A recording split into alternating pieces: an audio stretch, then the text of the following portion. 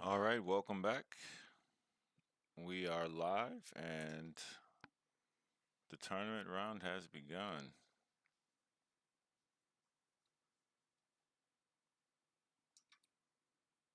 Hakeem's opponent has not shown up yet,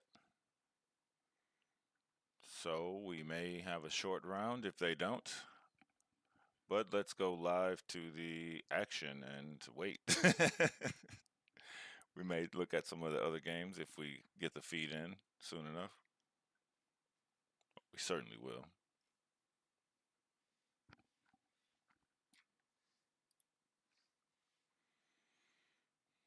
All right, and we're back.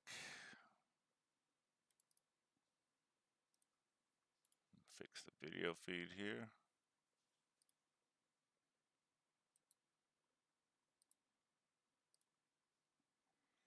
There's the live action. And we have our board up and we're ready to go because I don't know if we'll get the DGT feed.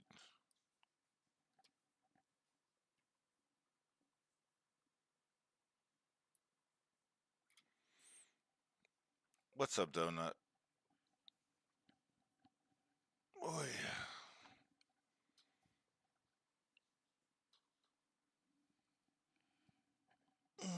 it's a bit tough on me because we're 13 hours uh, different in time and I work a job. Look at Hakeem.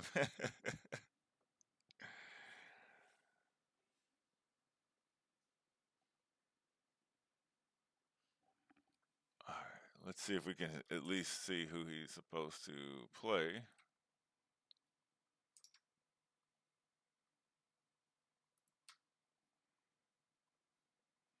He's supposed to be playing Sanket Chakravarti, an international master.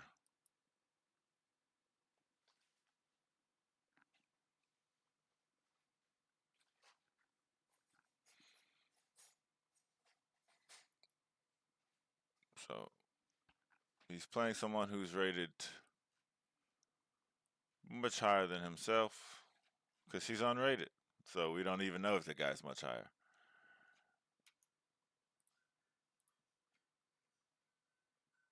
2374 is his opponent's rating.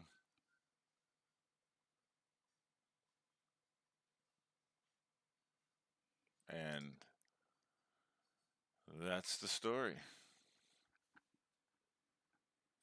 As we wait uh, for all of the things.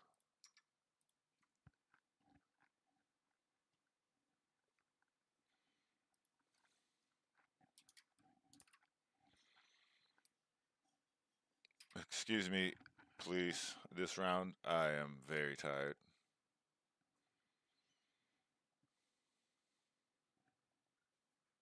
So we're just going to relax and just be here for the coverage mostly. Not going to do too much analysis. Let Hakeem do that, put in all of that work.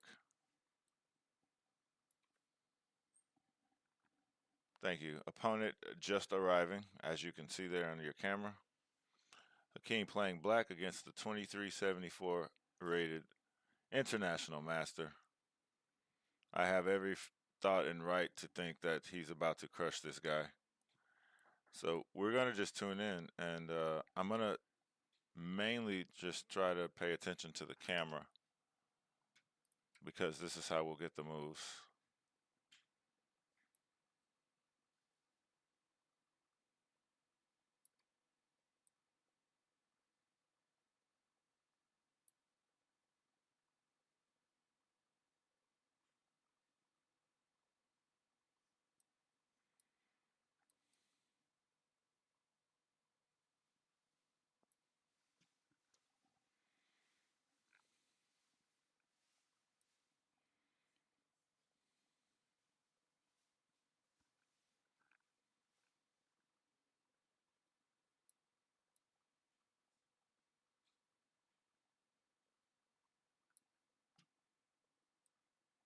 Still figuring out, getting my setup together, like the best way to view things and keep all the action going um, for myself as well as you guys.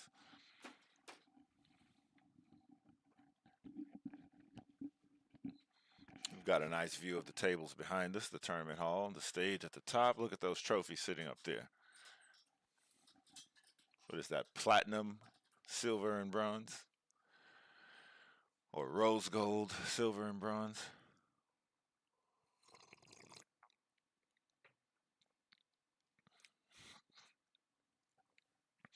You know, Hakeem does have that on him. He's streaming, and uh, and he's unrated.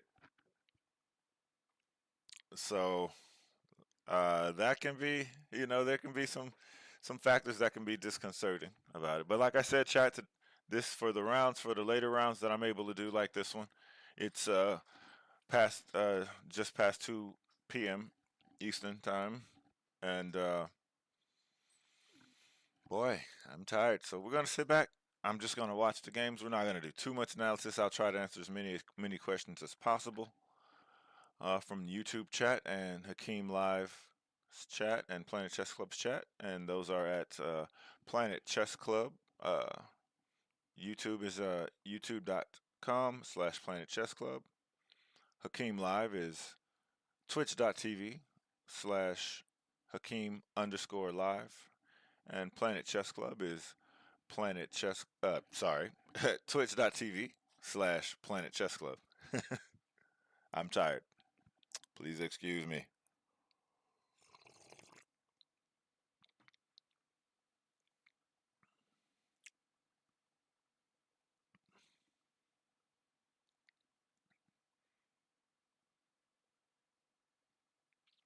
He's thinking, man, I'm playing this IM.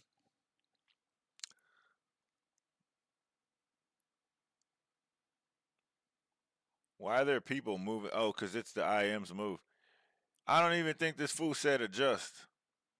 I mean, not this fool. Sorry. Maybe he did. I didn't hear him. Hakeem's like, what, bro? You gotta play. You gotta move that night.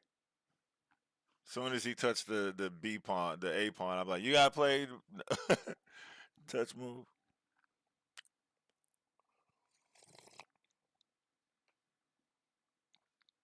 C4.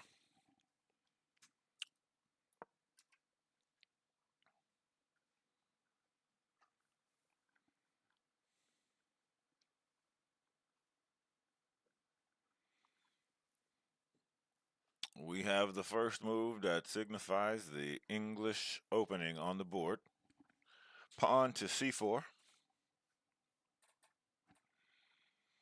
And we get E5.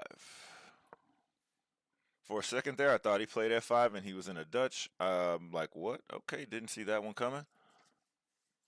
But again, I don't know what is Hakeem's repertoire either, so everything that is being seen is new to me. E3.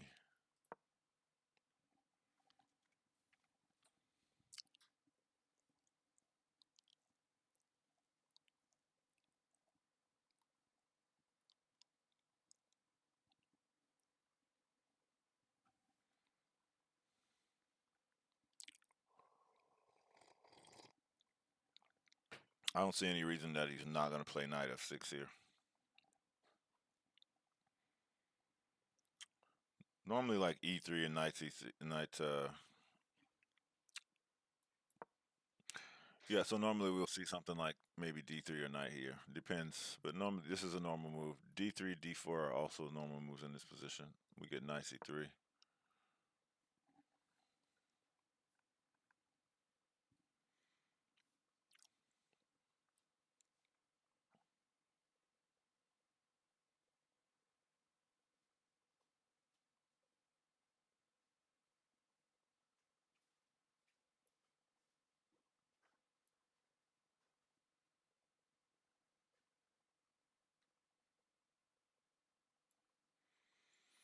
Knight C6. Yep, very normal position.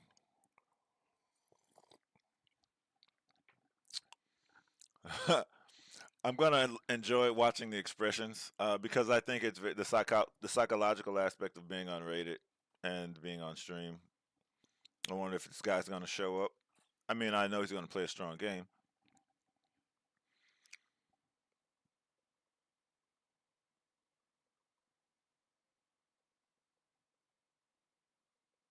But is he gonna? Is he ready? I'm sure he's up to the task. This is going to be Hakeem's toughest game yet, even though he did lose round two. And this is round five coverage. Knight f3.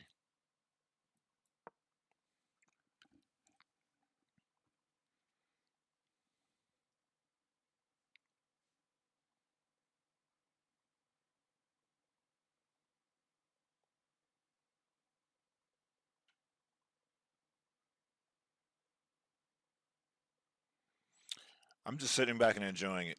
Um, sitting back and enjoying the game.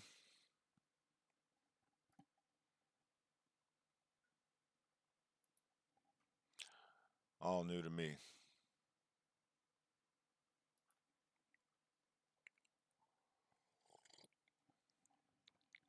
I've got my cup of coffee, my large mug of coffee.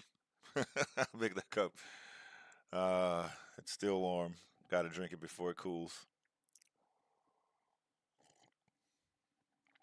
And cheers to all of you out there. We appreciate you being here, tuning in.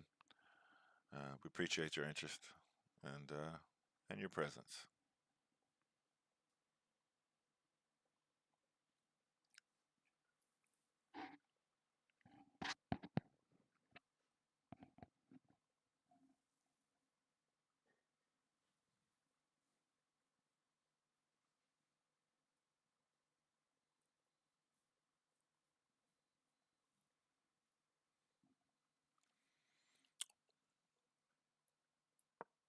Bishop b4.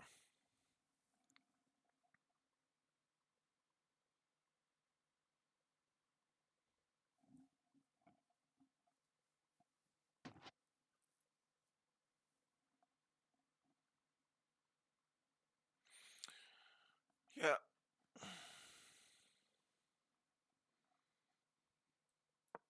Queen c2. So this kind of this English opening feels a lot like a.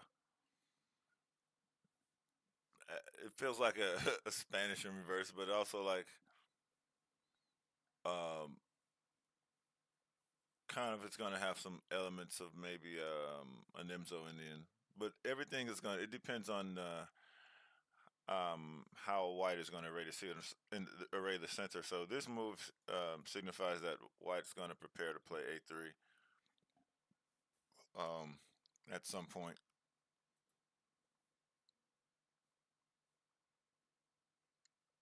To put the question to the bishop on b4, whether or not it's going to spend time retreating or if we came out here. Normally, you don't go out there if you're not gonna if you're not willing to capture because the loss of time that you may get and the space disadvantage that you might incur might be a bit excessive if you don't capture.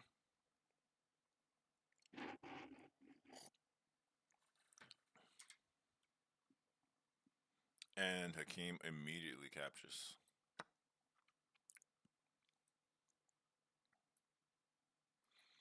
Yeah, I mean he's playing the line. This is likely all book. All of this feels booky. I'm not an expert on the openings, but this makes sense. Like I just said, this is he didn't wait for the push.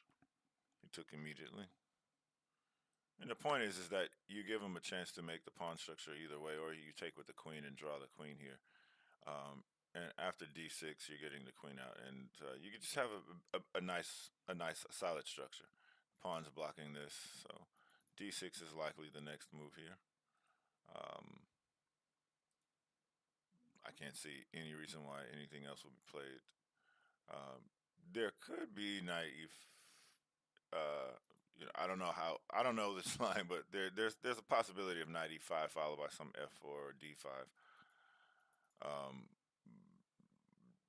less so d5 than I would think f5, but definitely this move is going to be followed up unless there's just some idea to reroute the knight. I don't think. I think the knight's well placed, so d6 seems like just a most normal move. If you're not playing that, the only other thing I would say would be castles or queen e7, and to a lesser degree b6. But I don't see any reason why d6 is not going to be played. Queen e7 or castles. Knight e4 though is an interesting try. I don't know what that's about. It just feels like something that's opening you, like to get an advantage or to get some kind of position where there's some play. You go for this kind of thing, but I would think that any of these moves are book lines. Hmm. Plays Queen e7. I'm gonna check the computer. Yeah, Queen e7 is actually number one line. So I know Hakeem's doing prep, so it's just good. Jinx champion says Merry Christmas. Merry Christmas to you. Welcome and thanks for being here. KB Khan. Oh my goodness. Is that guy still streaming? KB Khan, what are you doing? What?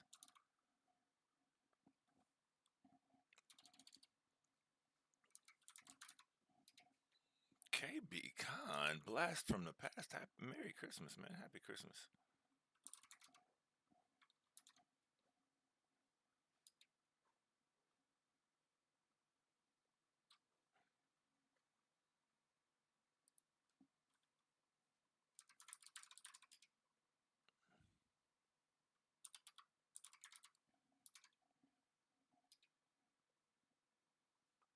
Shout out KB Khan.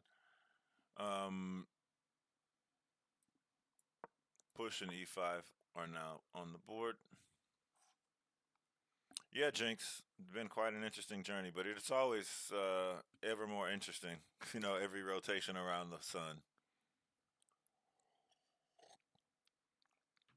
Well, every revolution, I should say, or whatever. You know what I mean. Oh, you're most welcome, KB. I know I hadn't seen you in quite some time, but hey, there you go. When you come back, hopefully you have an extra follower or two.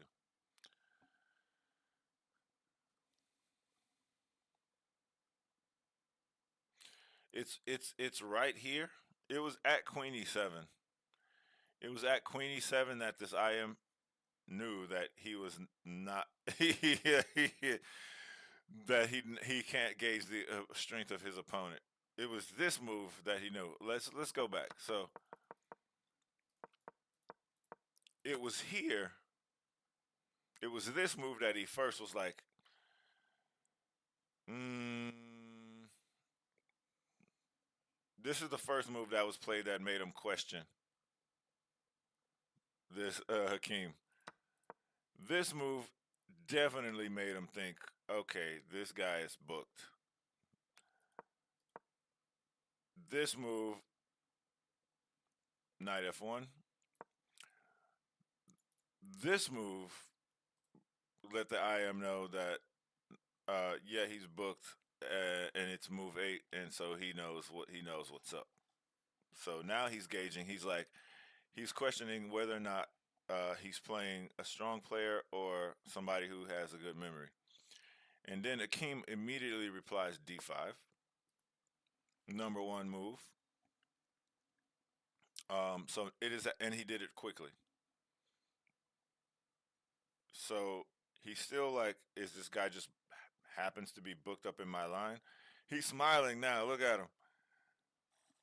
He's smiling. He's like, I'm in a game.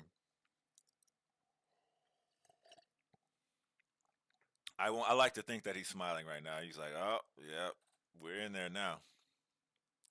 I'd like to think that.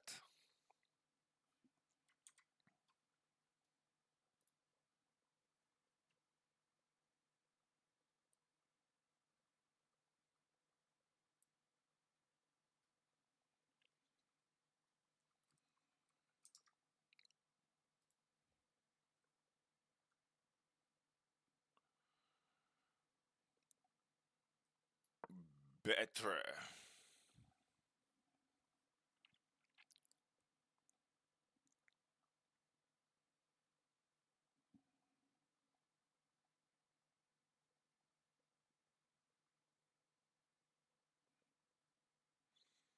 The king trying to come out with an I am Norm in his first tournament.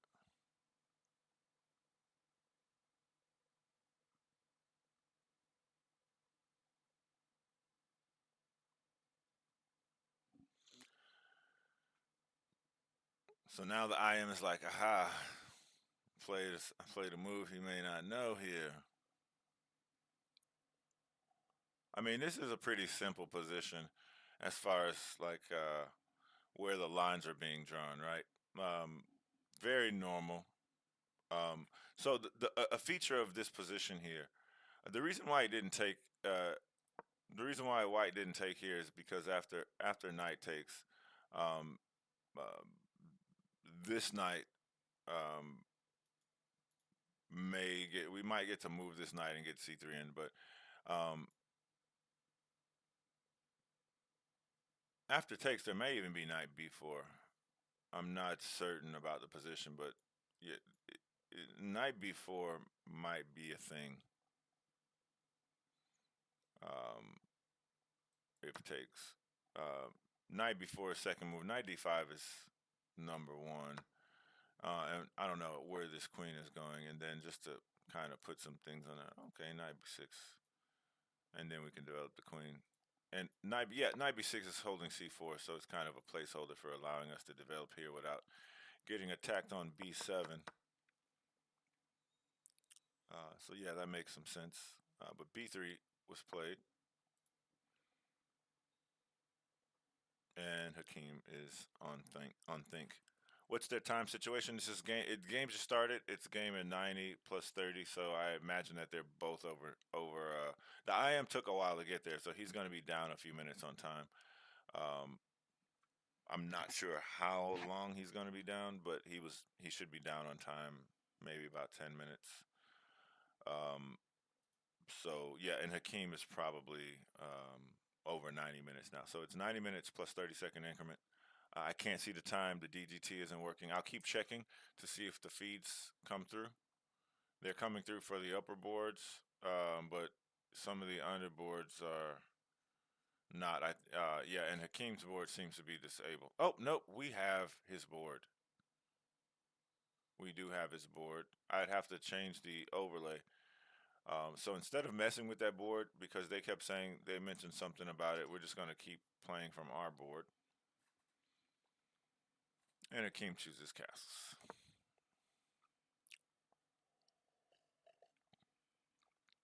Good move, solid move. King out of the center.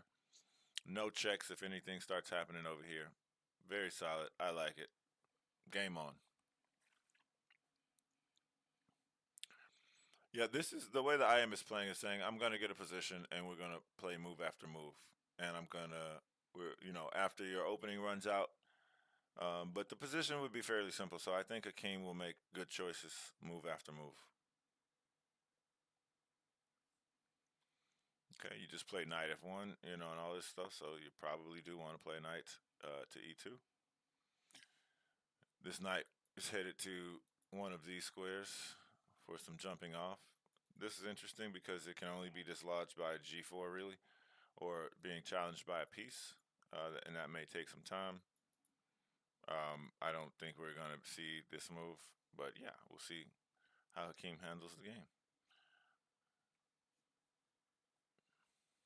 Yes, sir. Thank you for asking, KB. KB Khan, streamer extraordinaire.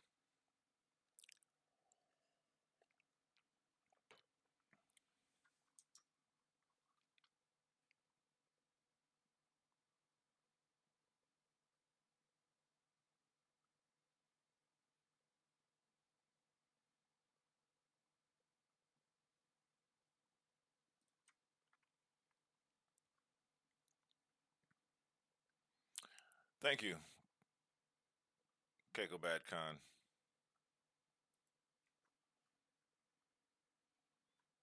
Why? Oh, I have the wrong chat. It's my chat wasn't updating. Sorry. Thank you. YouTube. I can see you. I had to repop out my chat.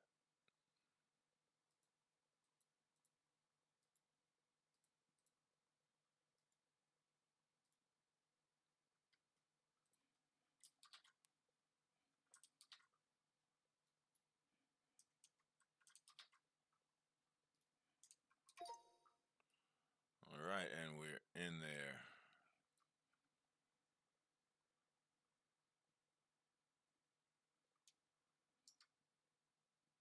Yep. Non-committal moves, asking your opponent.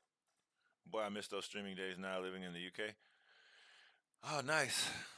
Whereabouts in the UK? Yeah. I had it up, but it didn't refresh, so I had to go and repop it out. But I can't see it. I was actually replying to you, and I know that's you. I know what your name is. I mean, if I couldn't put Keiko Bad Khan with KB Khan and the fact that the picture's the same, I don't know what's going on with me, KB Khan. I have no business in this business.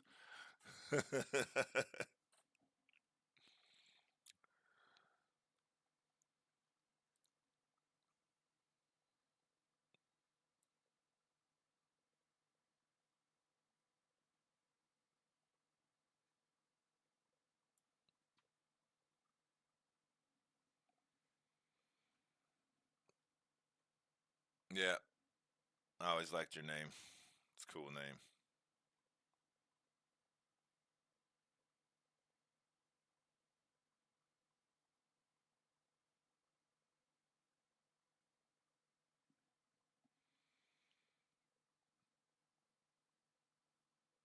And we're waiting. I was hoping to have had time to gain some trivia. So if you're from Malaysia and you're in one of the chats, YouTube or Hakeem underscore live or Planet Chess Club, give us some facts about your country. Tell us some interesting things. We want to know more. We may as well learn something, educate ourselves, remove some of our own ignorance.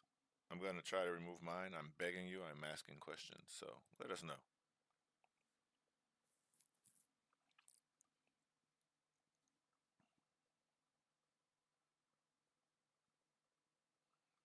What's the national dish? Describe it for us. Things like that. I don't know. Cool tidbits and facts.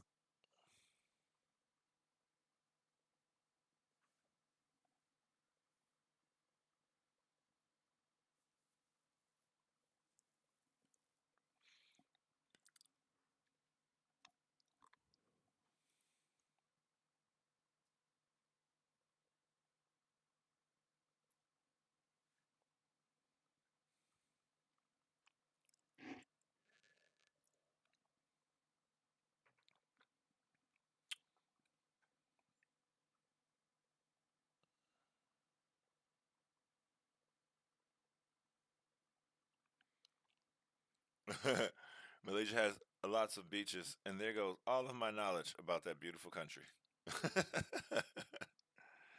Yeah, I could tell that from the pictures, and because islands.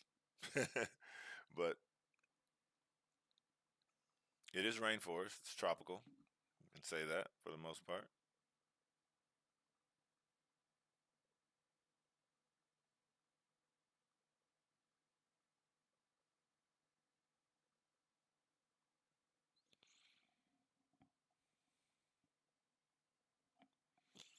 See, I mentioned his knight d8 move. I mentioned it, and he just played it. It's an interesting. So now I feel like we're gonna go kind of out of book. Um, Maybe the IM isn't familiar. So computer line I was looking at it was queen d8, and the point is that we allow the queen to defend this square even against this, so that after knight f4, we can start to rejoin and create our pawn structure. Um, along this line. Uh, but knight d8 is the same point because when you look at this position, the only discontinuity would be that this pawn chain can't be formed. So knight d8 is meant to allow that pawn chain to be formed. Hot and humid, we could say that. All right. But to allow c6 to rejoin. The drawback, and the knight is, of course, going to try to go to e6, also to combat the knight on f4.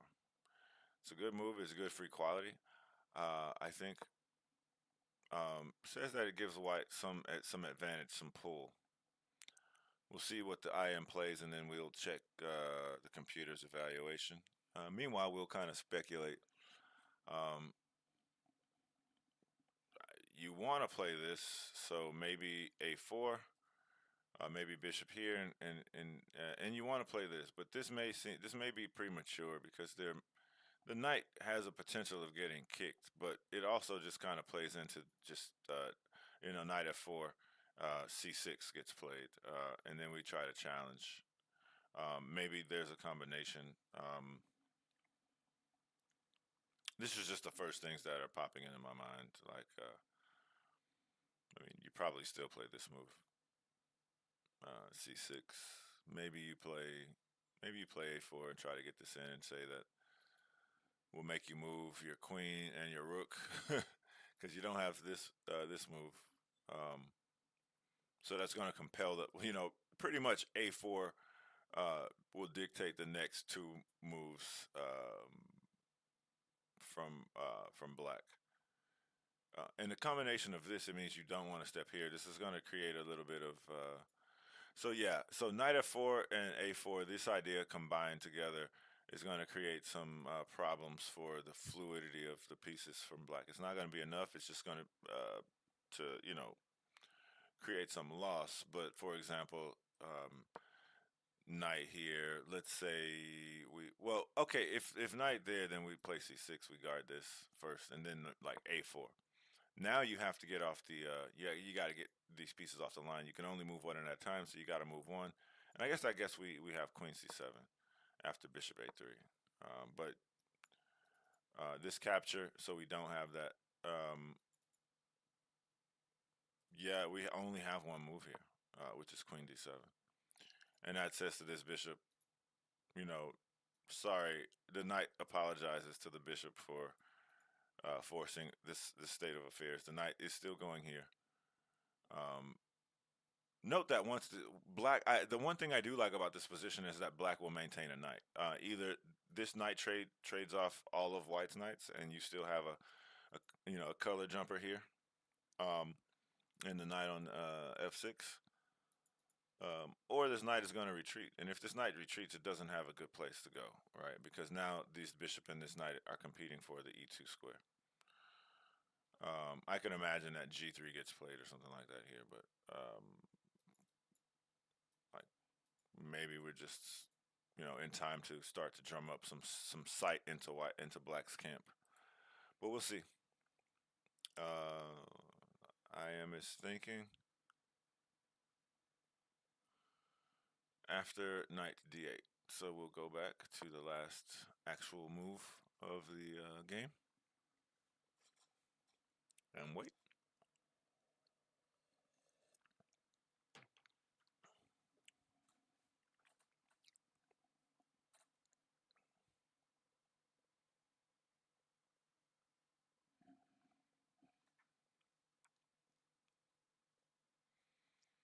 And we'll say that because of this knight f4, a4, bishop a3 combination idea, series of ideas, a combination. This is the move that highlights the in what way in what way this knight d8 move was inaccurate is inaccurate.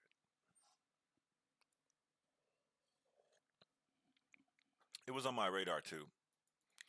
I was also, I mean, you gotta, I mean, it's what you do. So we'll see what happens. The idea is solid.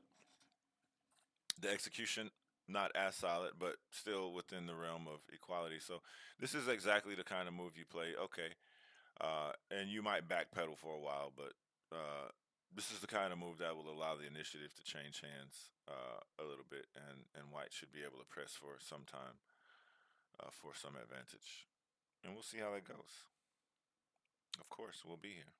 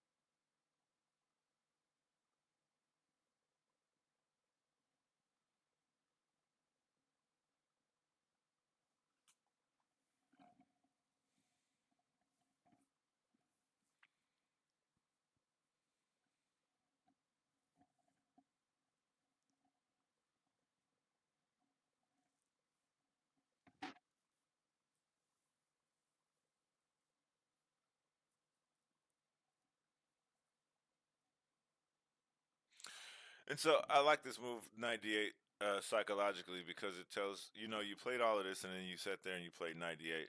The IM probably 50-50 thinks it's prep, 50-50 thinks that 98 is something that he came up because it's the one real move that Hakeem paused on. But so and it's a good thing. It's all a gamble if you talk about it from a psychological point of view. So you can leave a person to fill in the gaps on their own, and they might do it incorrectly. This is hopefully is how one would approach that and give you something to play for.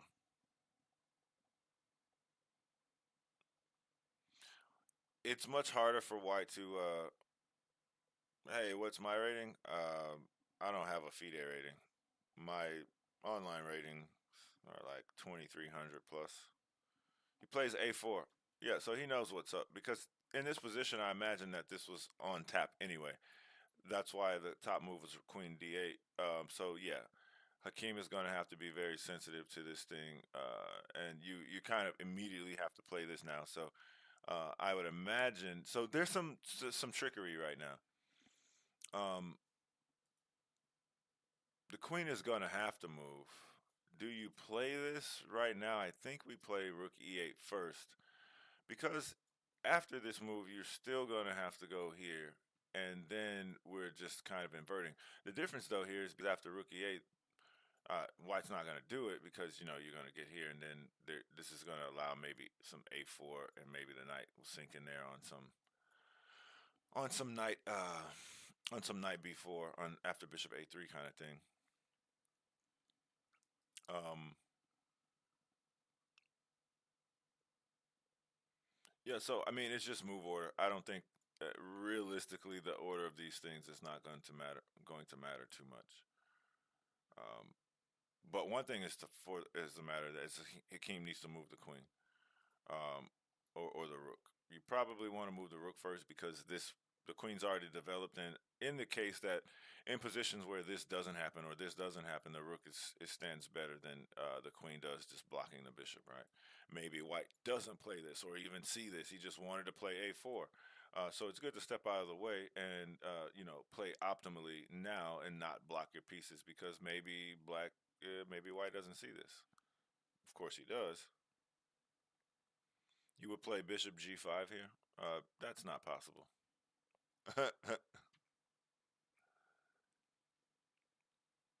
Oh, I assume you mean Bishop G4.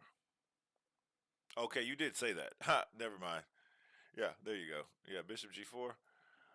What's going to happen after Bishop G4 is that you're going to get pinned. You're going to get skewered. You're going to lose an exchange here immediately, and without further conversation about that, you will be down a rook for a bishop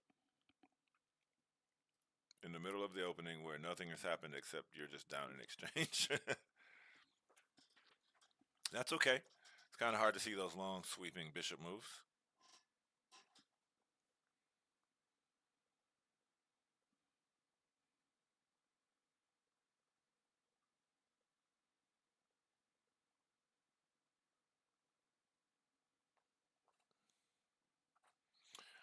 C5, and you after pawn takes, this d4 square becomes available to the white knight. Much more over is that this and this still these ideas still kind of exist where this combination is going to be very annoying probably for quite some time. Um, yeah, so I'm not sure about that one. There might just be bishop a3 anyway, and if takes, bishop takes, pawn takes, the rook moves, and then we just go back and attack the pawn or something. Rook e8 on the board, because, I mean, what else do you play here? We're not falling for this one, and bishop a3.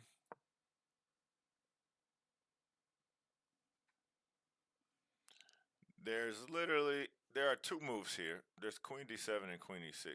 Uh, on this move, if you have to go back here, if you go here, then you're saying that maybe we're going to give up a pawn. Um, and knight takes and queen takes. Now, you do get to play knight here, and you might get some development. So this is actually an interesting juncture. That if you play queen e6 and then knight f4, um, and then here, um, let's say if you take queen takes, this isn't the best position for white.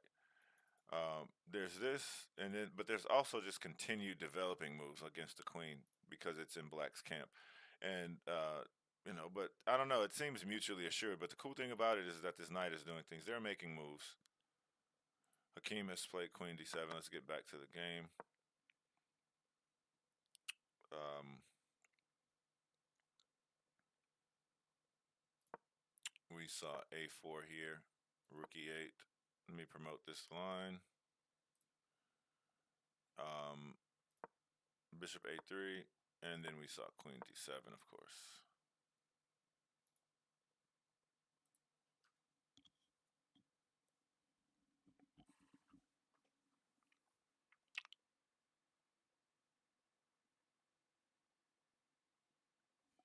And what did white play after that? Knight f4. Right, so c6 needs to be played here. I don't see Hakeem playing anything else. It's a very easy move to find. And then I suspect after c6, maybe rook c1.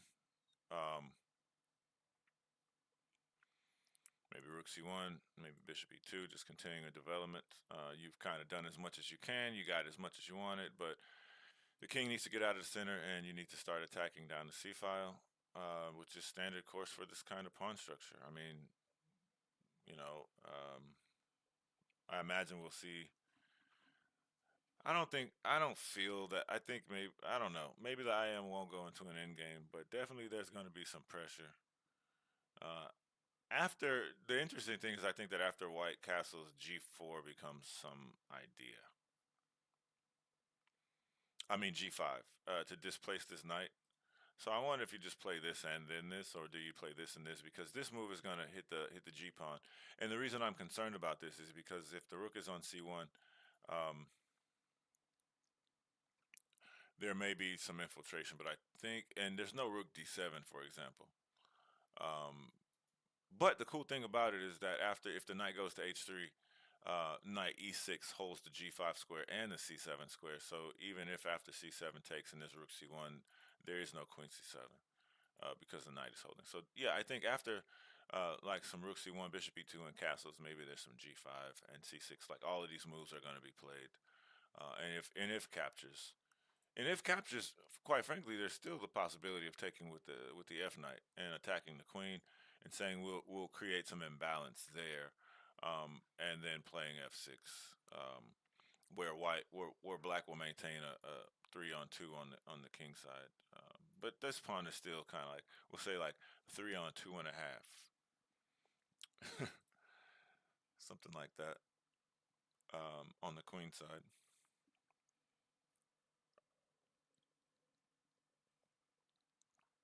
But white also has the bishop pair because of bishop e4 and c3.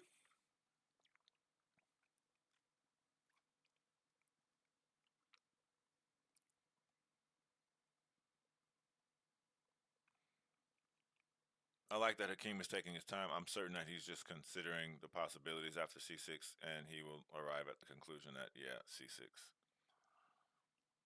Side note: there is also the possibility of knight e6, I suppose, but I kind of feel like that's a step in the wrong direction. Like, I don't know, because we were looking at these kind of variations um, before, and now this knight falls and c pawn falls when the queen is displaced from the attack on this square. c6 has been played.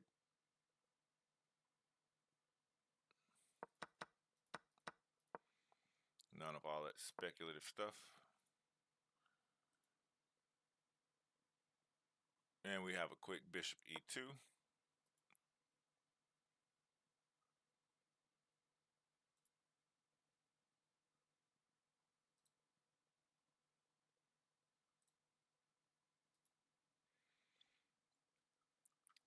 I remember to save the analysis in case I accidentally navigate away from this page. We at least have a place to go back to get back to where we started. We're on move 15, round five. We're watching the match between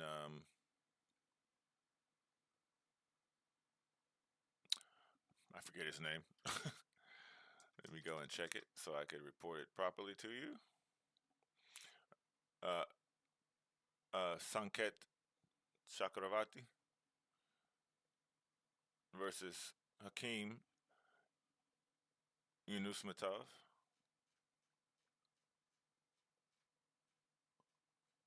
Scroll down there and makes it. Why don't we just look at the current rounds games? What am I doing? Why am I making this difficult? All rounds? No, just round five. Thank you. Thank you. Yep. All right.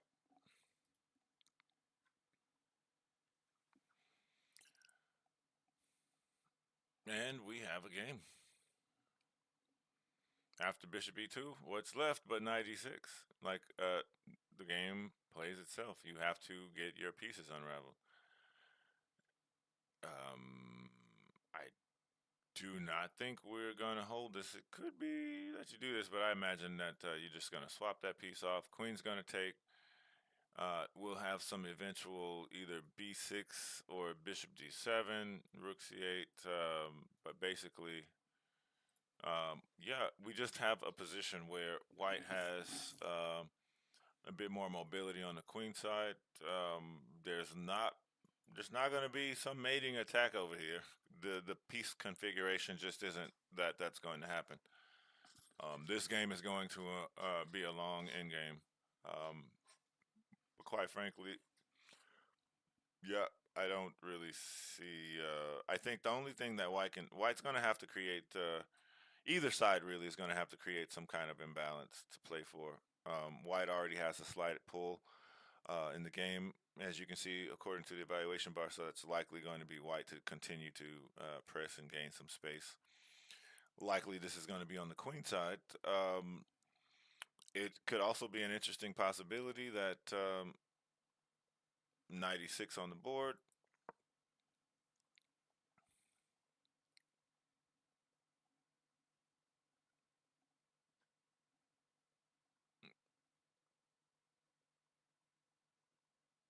Interesting. I just considered maybe there's rook takes because like along the lines of what I was just saying, maybe we want to try to play for f4, f5, f4 ideas to kind of break.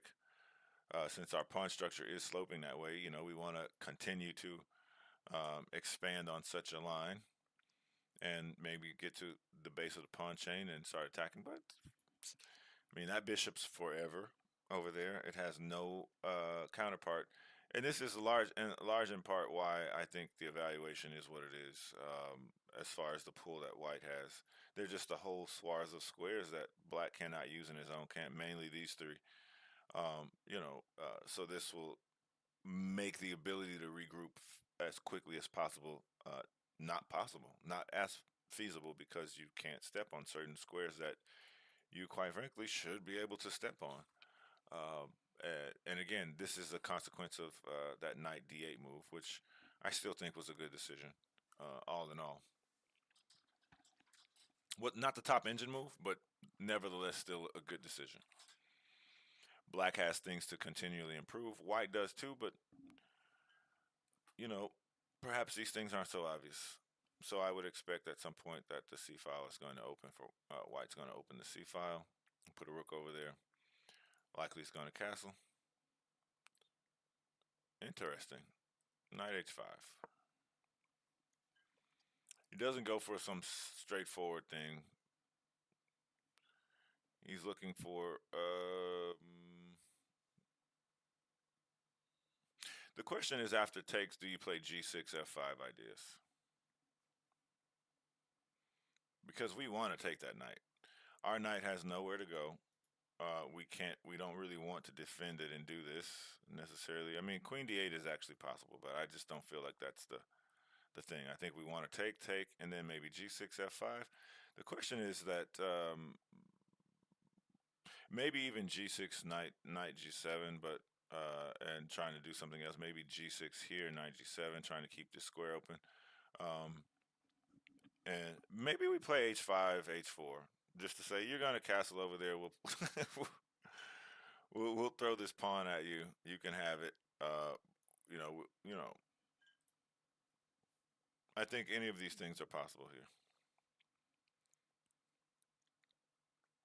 I definitely expect Hakeem to take the knight. Um, Now, what to play after that is kind of a mystery to me.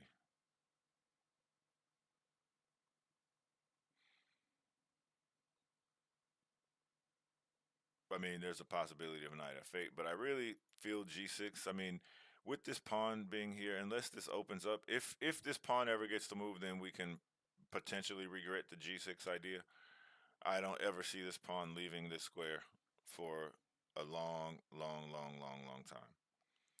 Um, the only way you can really coerce this pawn to leave the square is if there's a knight that needs to be taken here, or if this pawn goes here. So maybe you put the bishop here, but there's no way to force white. I think black to take this, and even if this bishop disappears at the expense, then this threat is a little less, right? Much less than with the bishop, sweeping across all of these squares.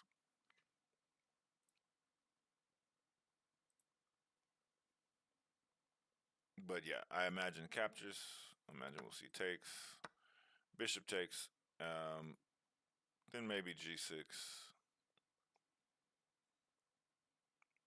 We're trying for this, and this idea makes me think that maybe White's trying to do the same thing. Because if you can play this, then you gain a lot of traction on the queen side as far as targets later in the game, like on d5 target and doubled rook pawns kind of thing. But it's give and go. Um, Interesting. I'm looking at the computer line in this position. It gives queen d8, and that gives us a tactical hit potentially, and also a chance to get out of the way of this bishop. Yeah, and in fact, that's just a very good, solid move. You give our queen some space. Yeah, and actually, I really like queen d8 actually because now if we play this, then I was thinking g6 to kick the bishop, but this effectively kicks the bishop because you can't. If you play g4, you trap your bishop over there, and if what do you castle? Okay, you castle, but the bishop is still going to have to leave, and now we have the queen over here and the knight, and f5 is going to come, and there will be some vim to that. This bishop will likely come back and have to try to defend because, I mean, and if that does happen, the rook can come. So yeah, we're getting some shadows.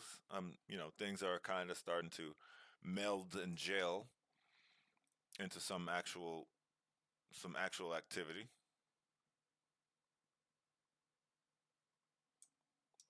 And captures is on the board, and we'll see recaptures in just a moment. And we have the current position. And I imagine he's going to think here for a moment. G6 is a very plausible move, but no reason to rush into this. Yeah, but Queen D8 is really nice. I mean, that's a classy move. Second line, I'm looking at the computer now, is saying A5, just to stop White from this and to just jump on and, disrupt, because Black doesn't ever really want to take here. So if White can start doing this, White can gain some traction. So A5 says, nah, we'll make a target out of your A pawn.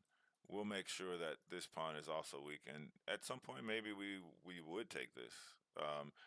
And uh, the more action that happens on the queen side, the more White is going to feel the need to want a castle. Thank you for follow, Vic. 54-54. Appreciate it. Hakeem playing for f5 and f4 will really be aggressive opening the f-file. I agree. I don't. He's been really reserved, and he's been really sharp and really good. He plays queen d8. He's on it. I mean, like, Hakeem is playing very strong chess. I have to give him credit. Like, he's in flow. He's tuned. He's showing much class If white plays c4, black could also play b6. You mean c5 and play bishop a3, bishop a6 potential idea. Yeah, no, but I think it's more. I think it's more about this. White never wants to play this and kill off this. If this just gives like you're saying some future push to the position, and then this just robs white. There was no reason to do any of these things. Like there's no rook c8, there's no opening. It just basically c4 basically says um, the only thing we're doing over here is playing a6, um, and moreover, there's no action anymore on the queen side. This kills the action. Everything becomes about this side. Queen d8's good. Now the oh not no no you're good. Thanks for chiming in. Thanks for being here. Um, we're live at twitch.tv/ Planet Chess Club. We're also live at twitch.tv/ Hakeem underscore live. We're also live at youtube.com/ Planet Chess Club. Be sure to go to YouTube and give a subscription there. It's free and we appreciate them. But yeah, Queen D8, very classy. Now the IM knows that he's tangoing with somebody of strength. If he didn't know it, he knows it right now. This move right here is one that when your opponent plays it, you're like, all right, this guy's tuned up. You immediately see this, and you're like, all right, this guy's not playing around. He's playing strong chess. This is of a different. This is a higher class move, honestly. Uh, this very much lets your opponent know what he's dealing with.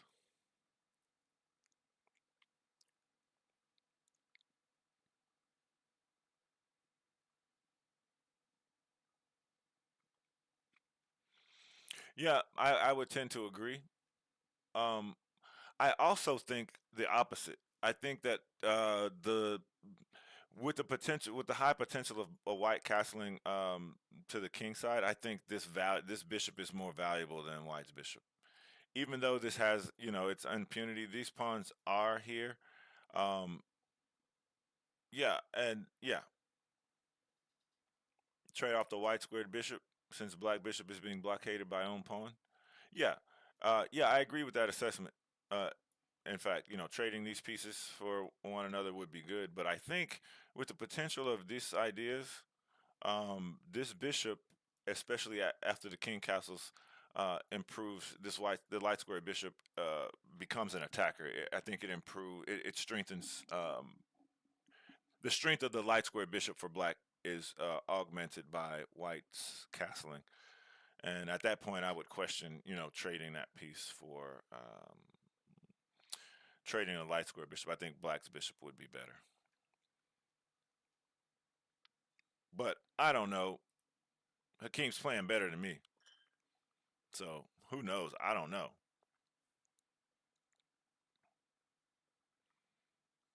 This IM is sitting here. He's burning the brains right now.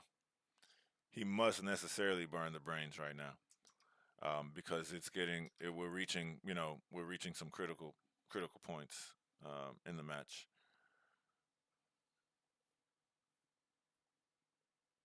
As critical. This is hey, what's up, Zugzong? It's 90 minutes to start with and 30 seconds increment. So after every move, each player will get 30 more seconds added to their clock. So an hour and a half with a 30-second increment after each move.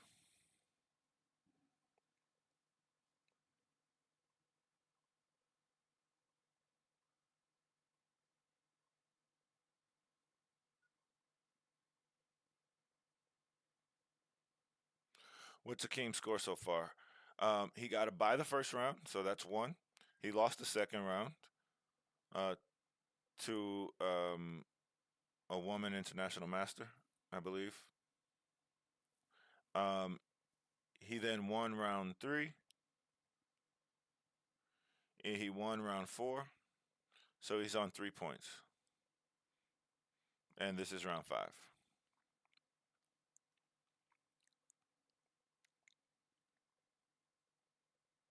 And he's winning games in style. Um, this IM is about to find out, perhaps. The game is equal, and it's a good battle. As Yasser would say, we've got ourselves a Donnybrook. Yeah, and castles on the board. And we hit equality. We look at the evaluation bar.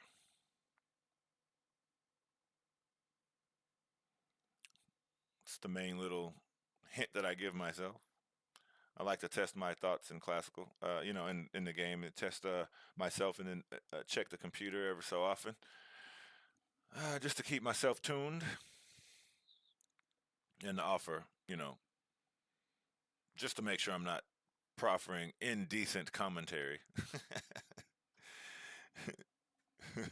terrible commentary.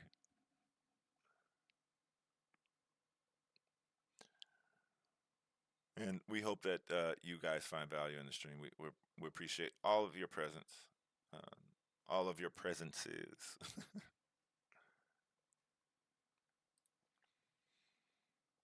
Thanks for hanging with us.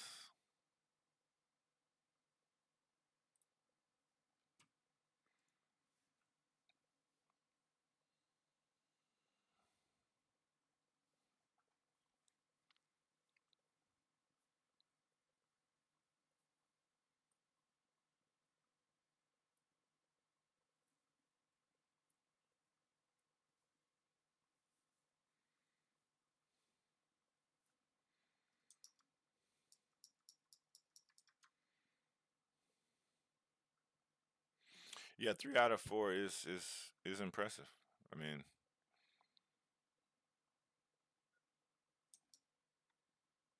that's +1.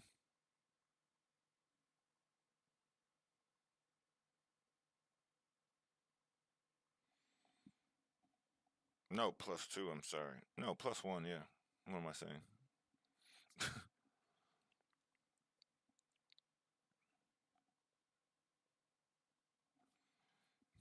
What was I thinking?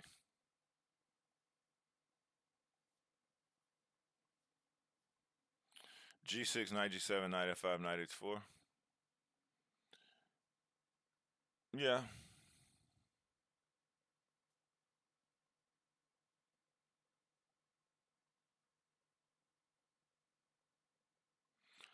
The question is, where's the knight going after that? I think we need to play something else. I like the idea. I think really what's going to happen is there's some combination of what you're saying. The only reason I don't want to play G6 is because I have ideas of rook lifts in combination with attacking the king. So if we can get this knight out of the way, maybe knight F5 and get to F4 this way, we don't block a potential square for the rook or the queen to step onto. So great idea, but maybe we can accomplish the same thing. Um, Also, without that, maybe without the pawn on G6, it feels like F5 might be stronger because maybe the pawn is actually going to G5, and we're pushing this way and trying to infiltrate F5. So these are all possible, ways to attack. I would like the knight F8 one better, because maybe you don't want to trade, but I think if the bishop comes off again, like I was saying, I think the light squared bishop. I think as far as the two light squared bishops, blacks would be better. Let's check in with the game. Hakeem is still on think.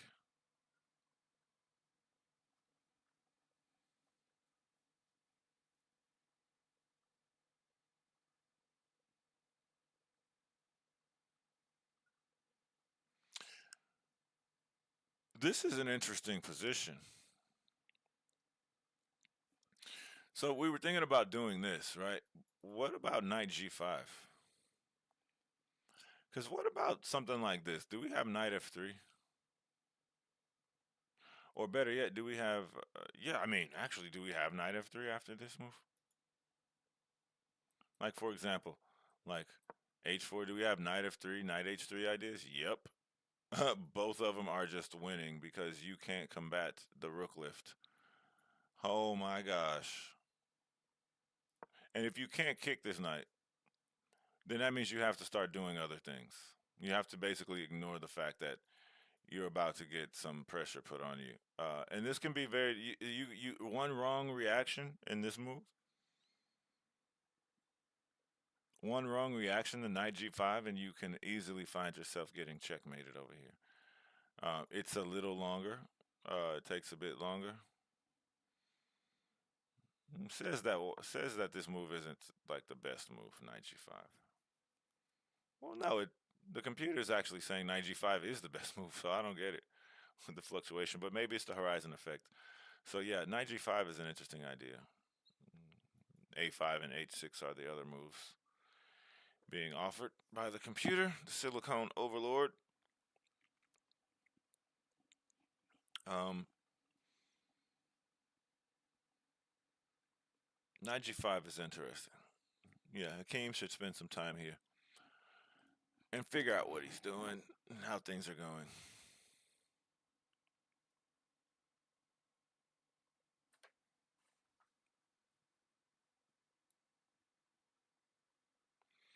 We've been live for about an hour 15. I'm going to take a quick step away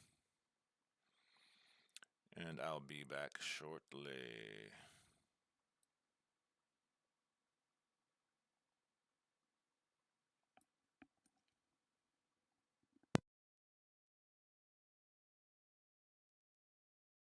Well, now he looks like he might make a move soon, but maybe not.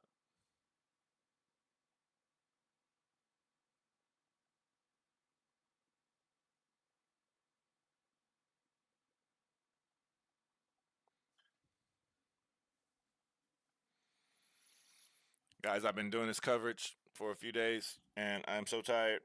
I need to stand up. I am in Eastern Standard Time. This tournament is 13 hours away, and I have trouble sleeping during the day. So I am reaching the end of my line.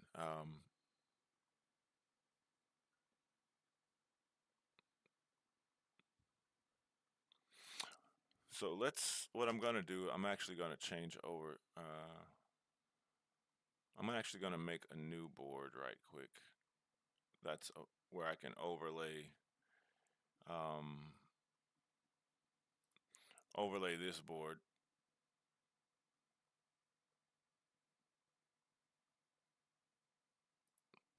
Over this one. So let's use this one.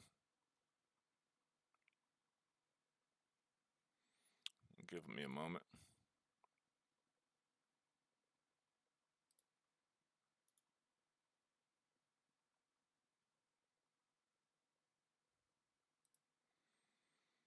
All right, let's fix this one a bit.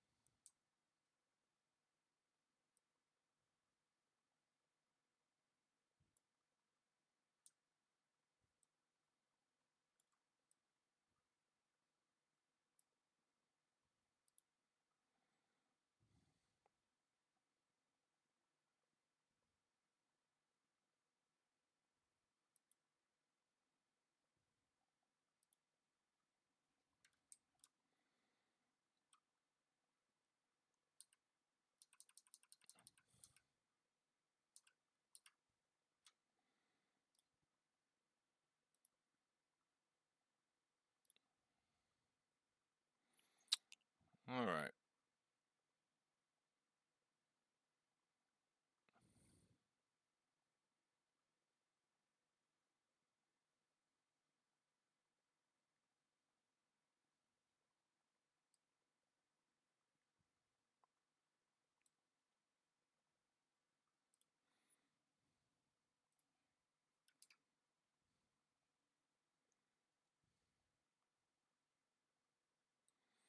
look at it from Hakeem's point of view.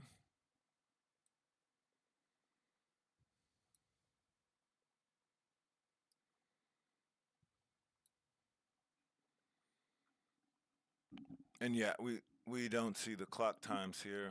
I'm gonna take a little break, and I am not promising that I will be back. I'm gonna leave the stream up, of course. Um, Mods, do your thing. I'm very tired, but I'm gonna go walk around, refresh myself, and I'll come back and we'll continue doing commentary. Uh, thank you.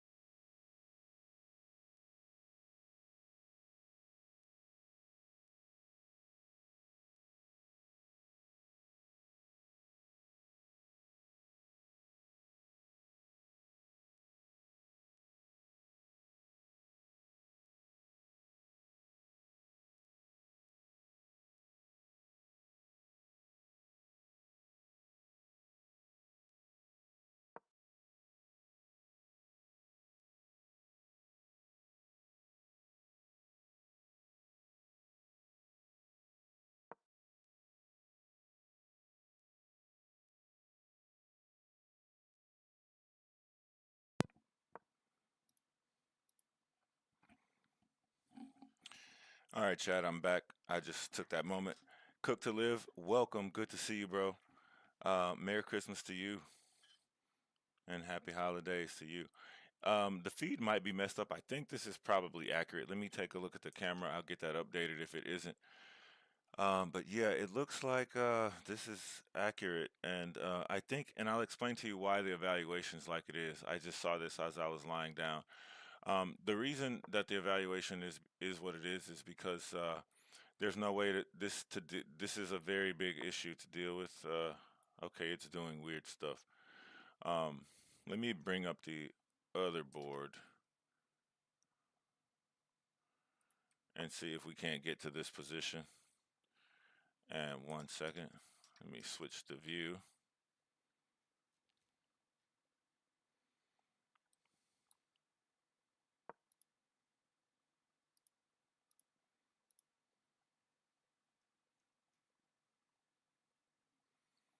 I think we can kind of see that there.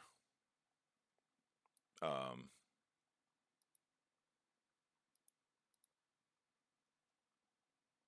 there we go. Uh, so we left it. We were talking about this. What was actually played was G6, Bishop E7, Knight G7, and then C takes D5 happened, and Hakeem took back with the queen. He should have taken back with the pawn, but he took back with the queen. And the reason that this is really bad is because F3 is going to happen. I believe at some point um, in the game, and it's going to be like if this pawn goes and this like how you have to contest this. So well, I don't know. Actually, let me. I was overthinking this because there's also this idea. So I think it's a combination of f3, bishop c4, and just getting some attack drummed up when this pawn may end up. You may end up having some issues with getting checkmated on h8. This is what I'm seeing at first glance. This being the main feature here. Um, Combined with some ideas of um, taking here and then allowing this rook into the game in conjunction with, a potential this kind of thing going on. Um,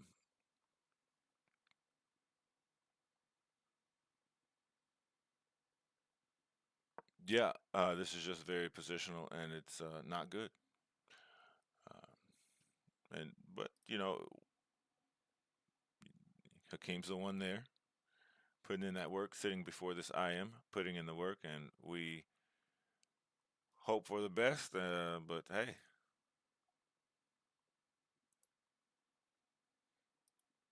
it is what it is. I'll remove my colorful, colorful arrows.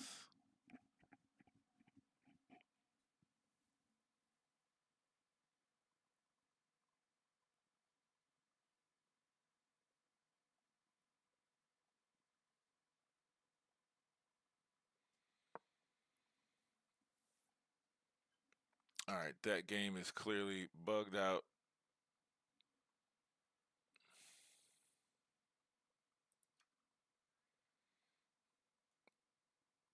So we'll go away from it and just kind of wait for that to clear up.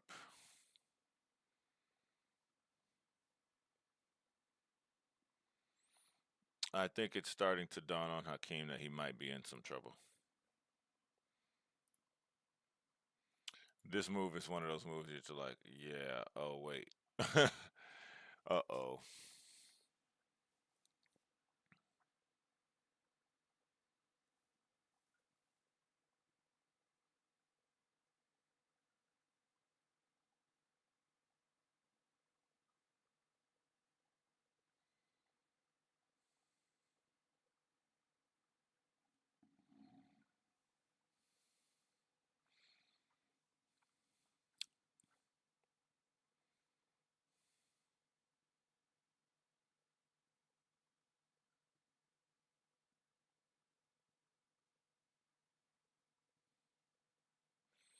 So let's look at it and see what happens if you play a simple, straightforward move, something like, let's try Queen G5 or Bishop E6. Let's go with Queen G5. We're going to try to attack over here. If you do that, D5 happens, and you have to play F6.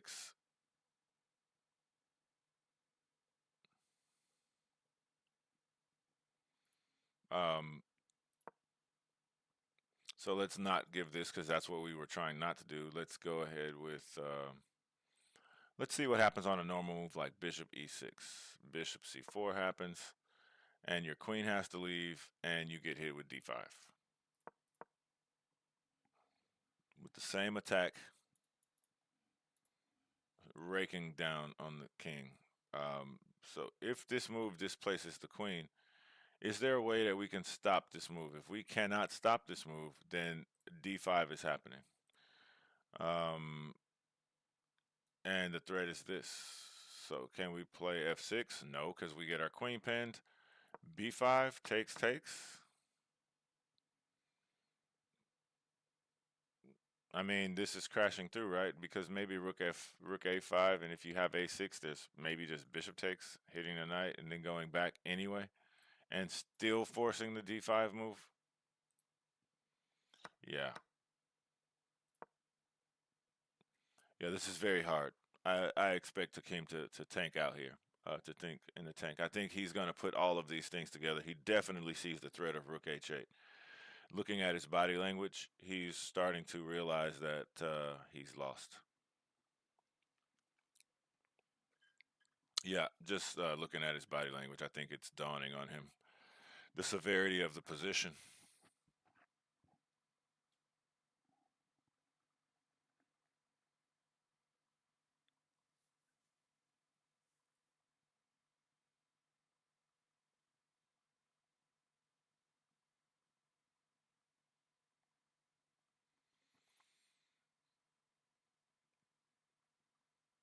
He's essentially going to have to shed a piece or more, um, or maybe try to find some way to give up the queen for some amount of material to dissuade the attack.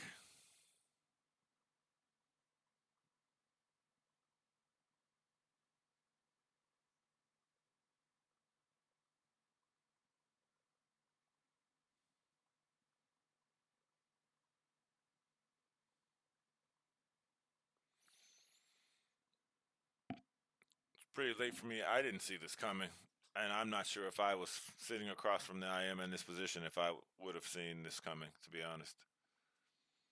And Hakeem is in form. He's very much in form. This was just an unfortunate oversight, um, and one that you can't come back from, which is taking on D5 with the queen. I don't think he had put all of this together, like because how you don't really see, like you look at this move and you're like, ah, well, and you don't update your mind just to say like, wait a minute, like there's Swiss cheese over here. We've seen this idea a number of times during this tournament as well, even from Hakeem's game. So, and also while looking at some of the top games from the tournament.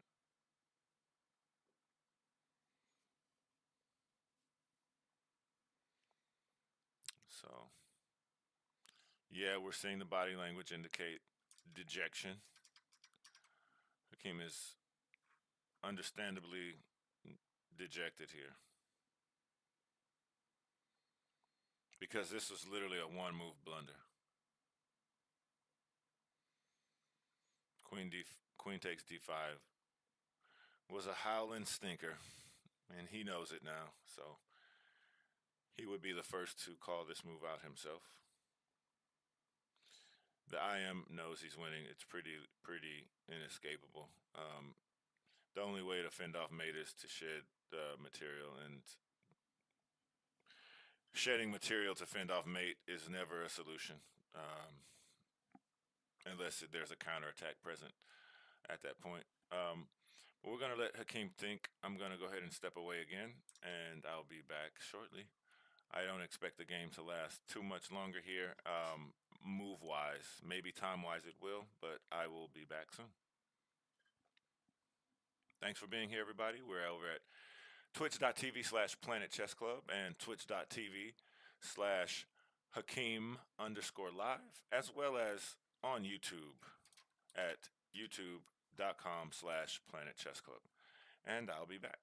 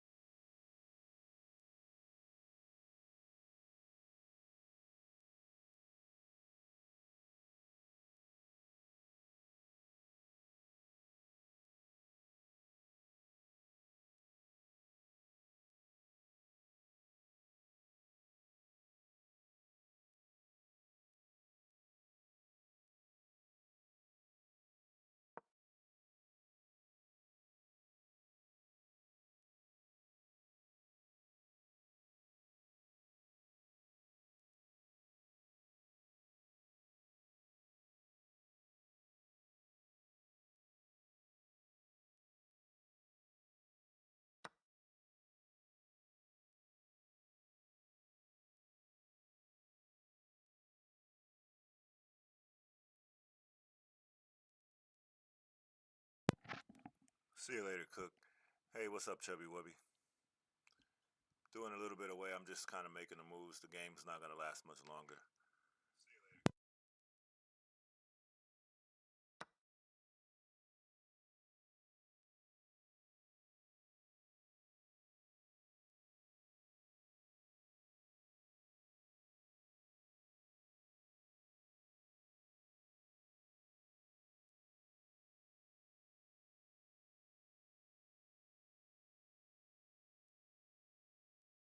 Yeah, and I'm not off camera. I was actually I heard some moves. He's playing an IM 2347, I think. He's definitely lost here. Say barring without a miracle. Rook H5. I mean Rook A5. I'm very tired. I was taking turns lying down. The schedule is taking its toll on me. Um, so yeah, I'm just gonna go back on mute for a while and let the game play out. I don't expect there to be too many more moves. Um, I suspect A6 is going to be played. There's not much to do but trying to hang on. And the problem is that the pawn is now pinned. And this is incoming anyway, so it's not going to be much hope after the pawn push and maybe Queen H6 or F6. Yeah, it's just a matter of technically working out what's going to happen here. Uh, yeah, and it's not looking good.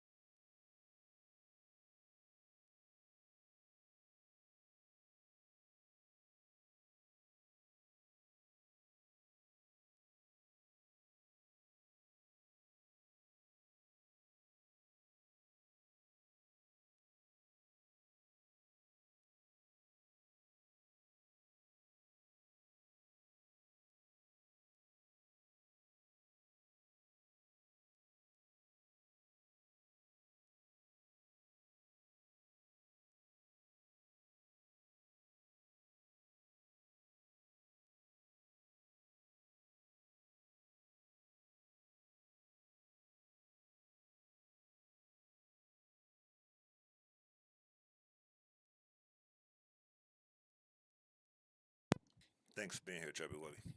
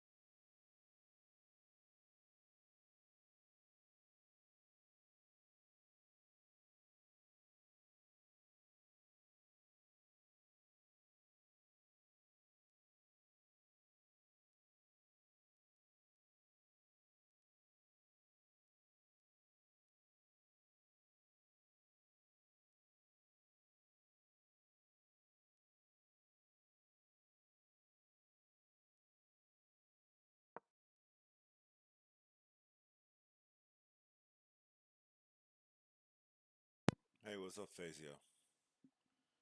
I'm just here making moves. I'm very tired. I'm laid back right now. Camera's off. Hakeem's losing. He's dejected, as you can see from his body language. So yeah, we're just waiting for the IM to go ahead and finish things up here. I imagine Bishop C4 is still a good move after this Rook B1 hitting, forcing the Queen off the D5 square, so that the D5 move can be played. Um, I think maybe Queen G5 is the well, maybe there's Queen D7 now because after D5, after Bishop F5, Queen D. Yeah, we don't even have. Yeah, so after D5, maybe there's F5.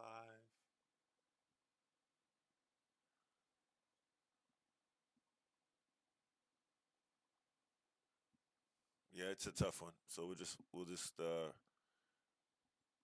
see what the IM comes up with. He's probably just going to calculate it out for the most part.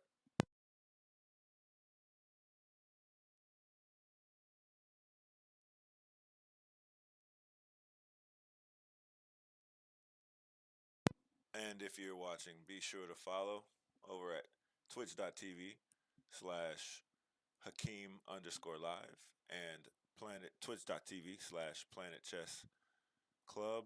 And we're also on YouTube. You can send us a subscribe there at youtube.com slash Planet Chess Club. Thank you.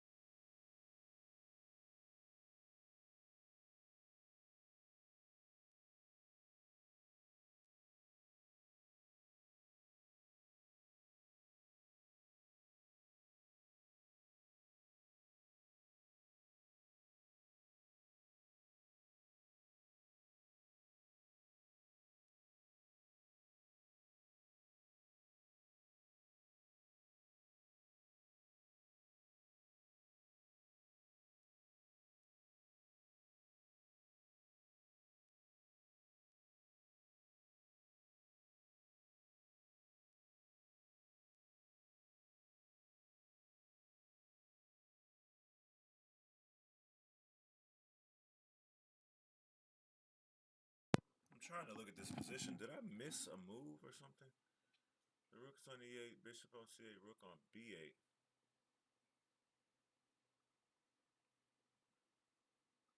It's a king's move, so it looks like he played this move, which is very strange.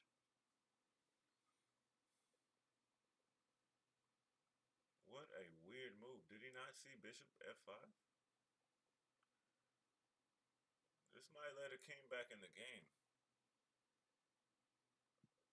Oh no, the b pawn is missing. How did that happen?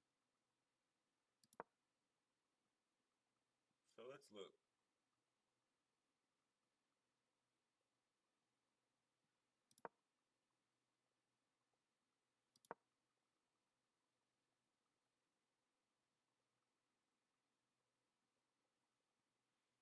I don't see anything different.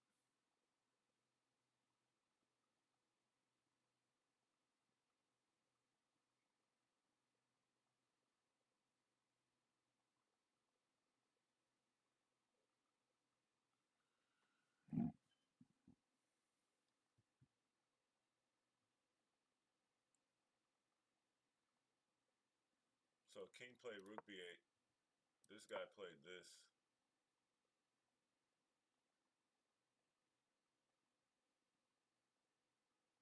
What happened?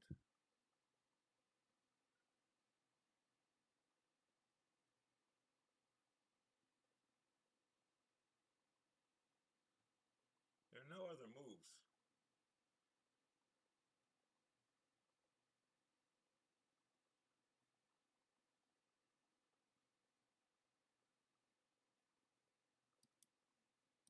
Okay, we definitely missed something here. We saw bishop b2.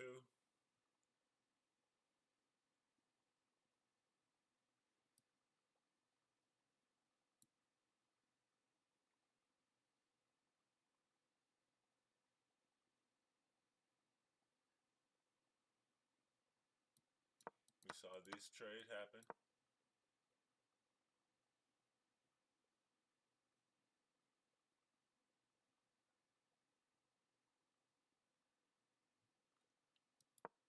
And this.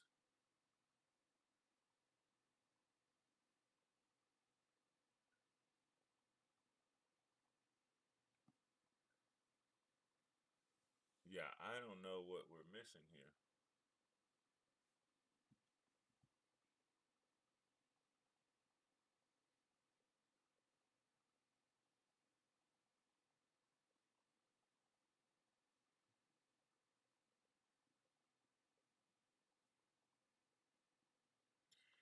Yeah, I'm totally confused.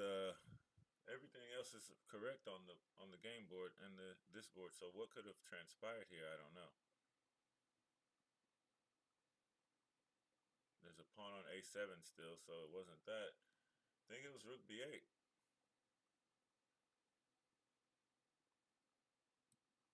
Then queen b5. I mean queen b4.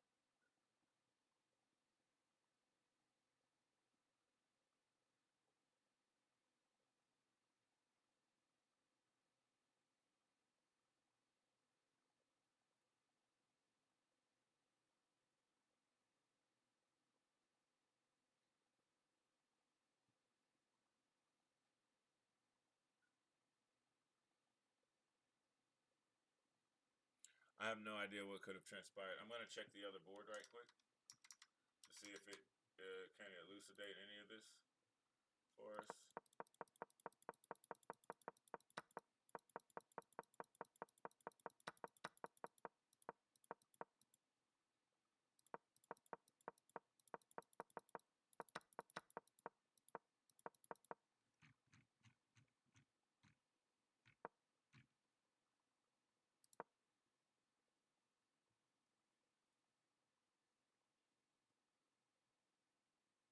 Yeah, this game is all messed up. No help.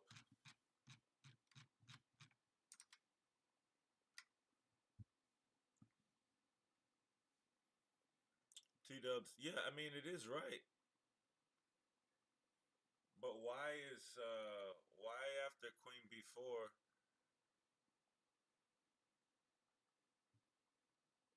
like, why does it show rook takes and then bishop takes? Like, I don't see any other move. It's like we missed two moves.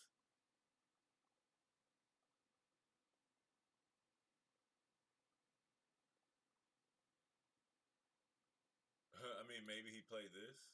No, it's impossible. T dubs.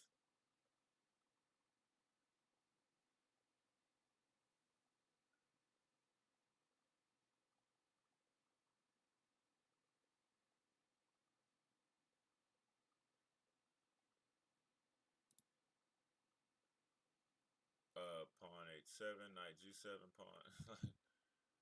What could? How? Where did we miss a move?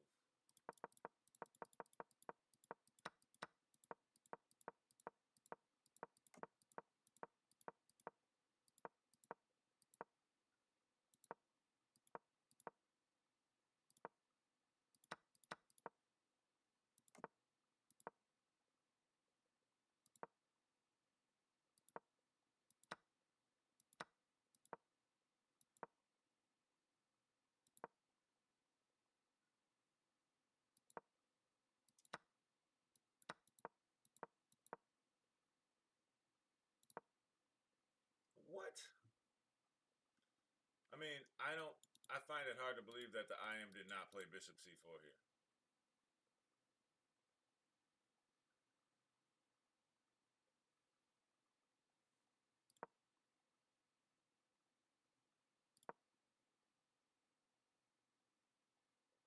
What do you mean rook take?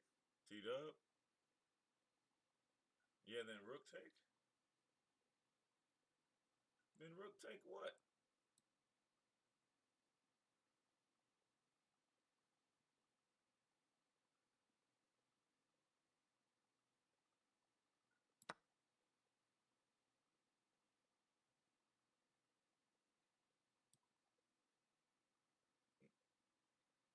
Yeah, I know. It's like the dude stole a move from him.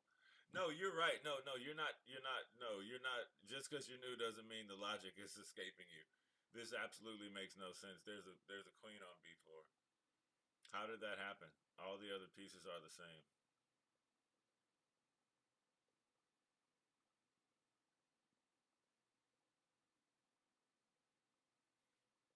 Like it's like the IM stole a move from a king. So he moved queen b4. Yeah, right. And then what did he do? Like the pieces are all still on their squares. It's like we missed a pair of moves.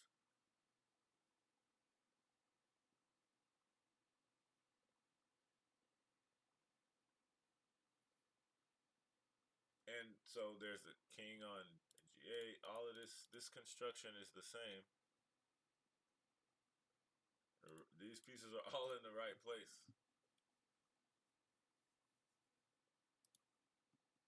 which means that we must have messed up somewhere earlier.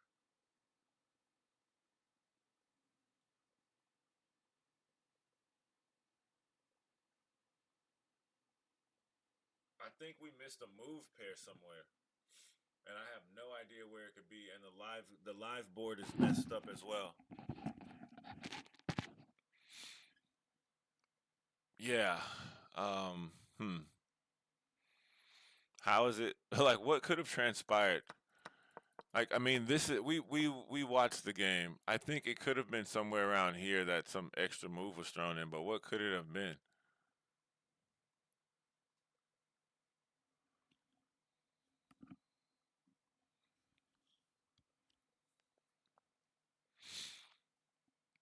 Like we saw this happen with live time, unless we didn't see it happen.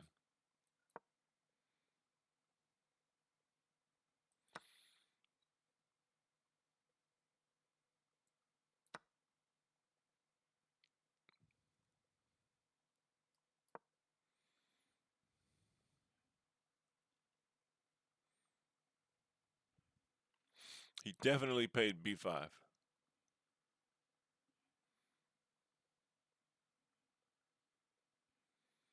There's like literally no other moves that can be made here.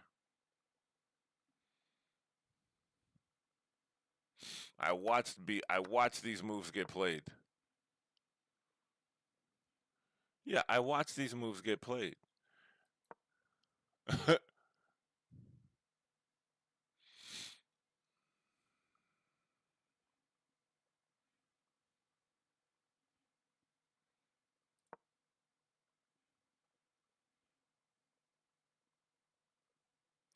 The only thing I can think is that maybe he played Bishop E6,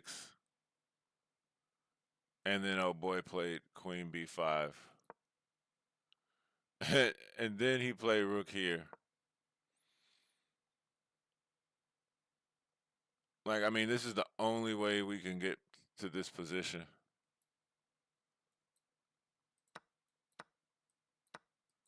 Like, now we have the position that's on the board. Some kind of way. We don't know how we got here.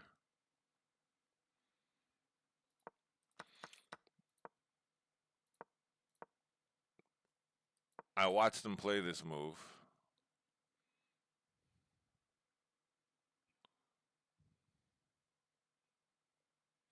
Is there some tactic?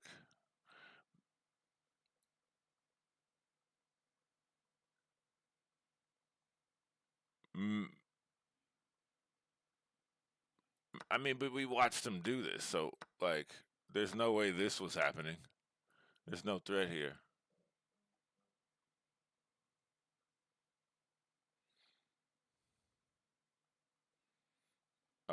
So this didn't happen.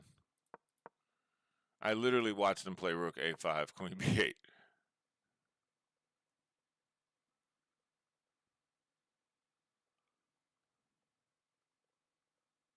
No, Chubby Wubby, he's still down, but we can't figure out how the position on the board occurred.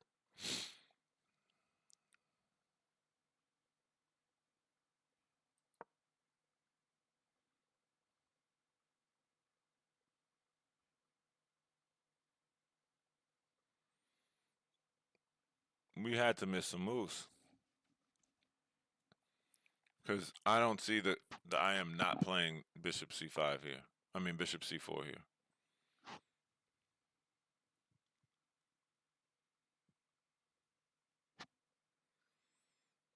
At any rate, this is the position on the board currently.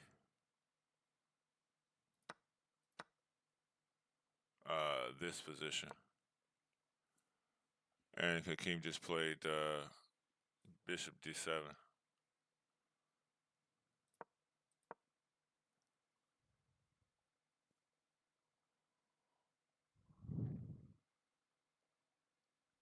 I know White has an extra move. Did this dude cheat?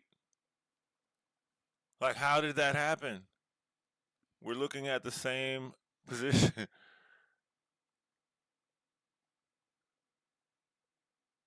Did he cheat on camera? We're gonna have to go back. Somebody go back and watch the VOD. I'm gonna have to go back and look at the VOD, like live, just to see this.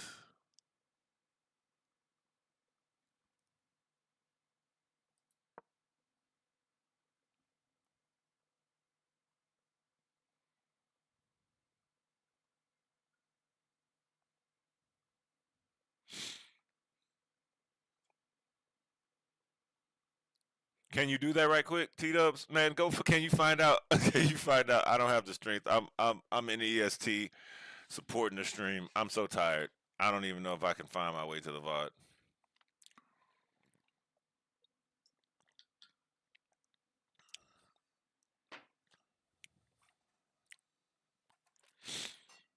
Man, what in the world?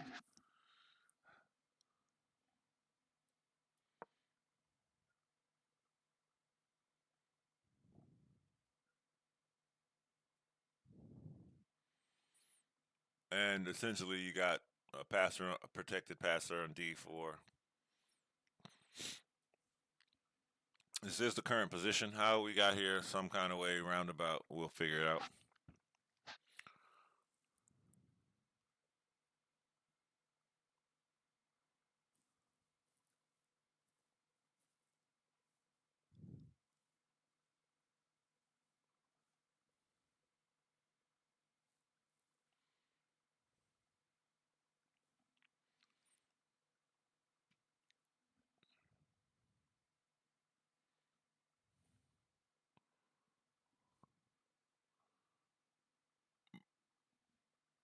Bro, what did White play?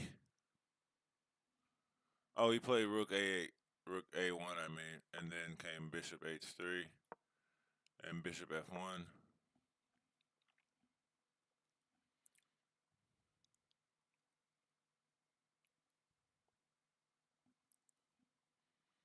Um,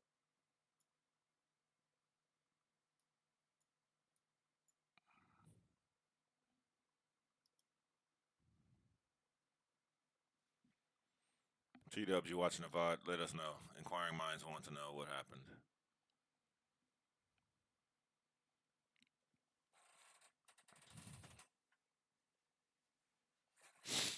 Maybe I got it wrong, but how do we get the same? Like, that is annoying. I really want to know what happened.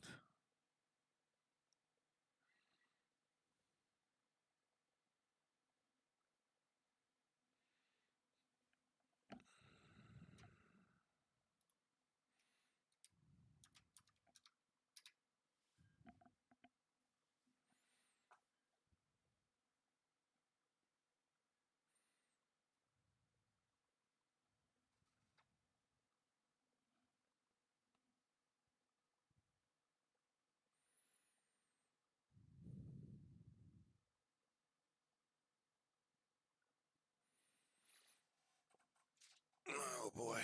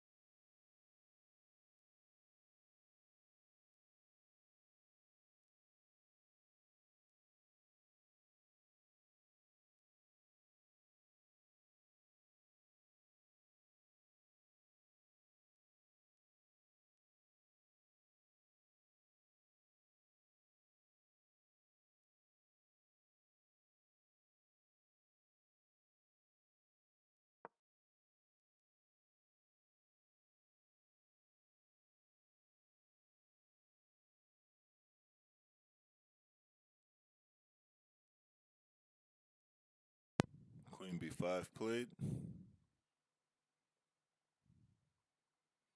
T Dubs, did you check the VOD?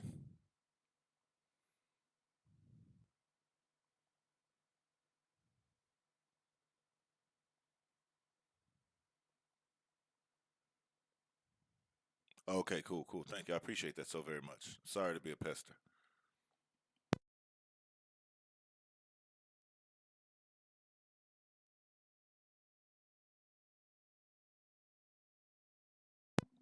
Or a pest, rather. And to pester you.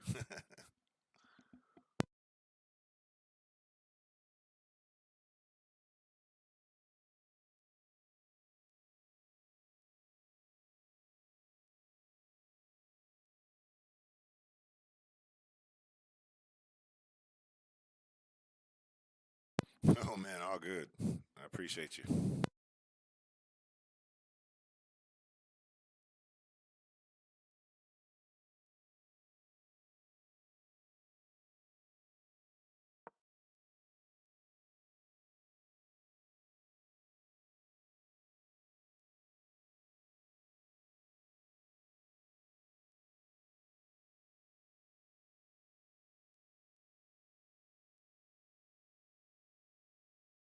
See, I wonder if this guy said adjust.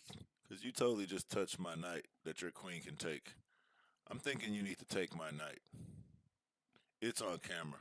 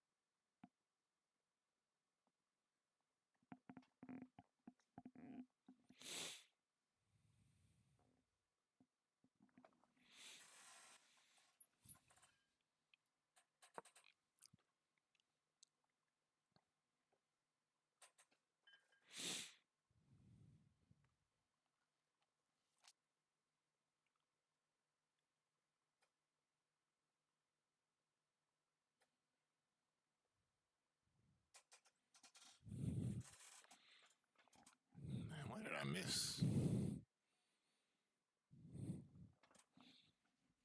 Looks like I missed a whole maneuver or something.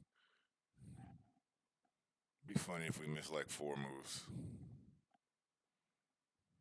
Or if I missed them.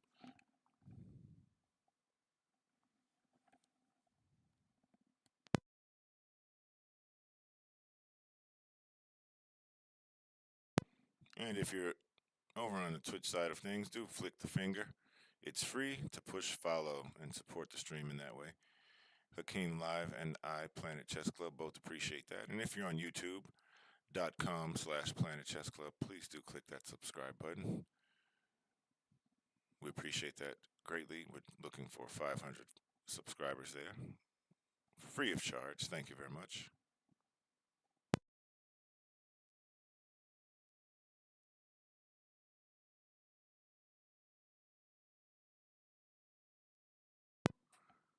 So did I miss a move at the Queen D8 point? Because but the game was the same. Like so, here's where we have Queen D8. Like this was the position.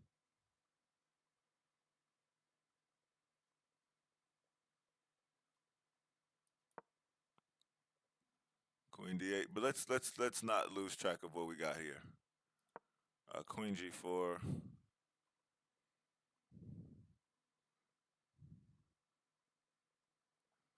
I think he just played. He had to have played D5. F6 coming only move.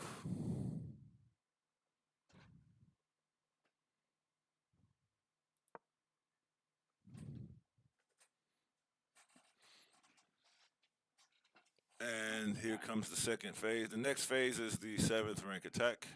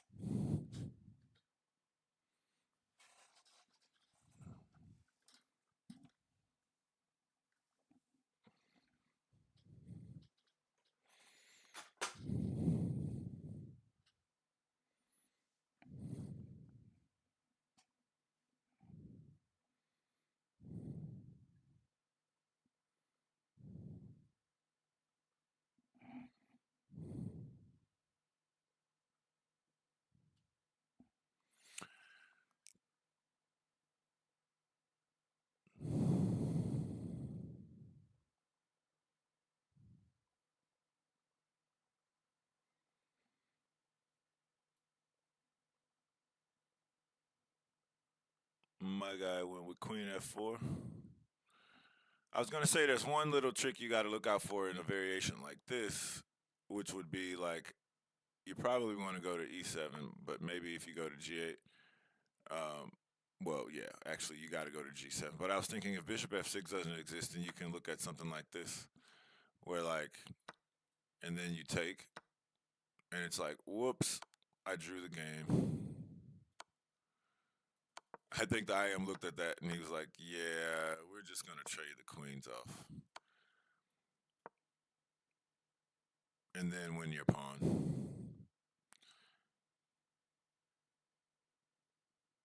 So you can't even take the queen here.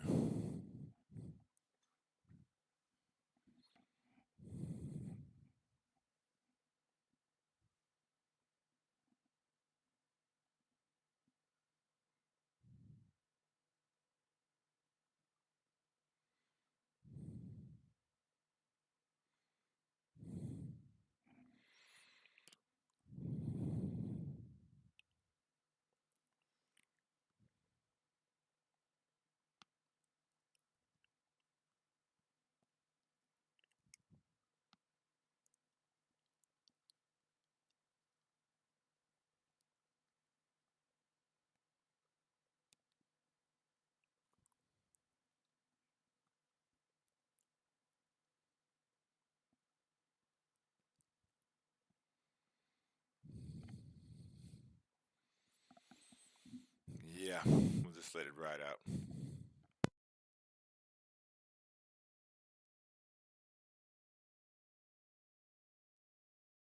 T Dubs, I appreciate you for checking.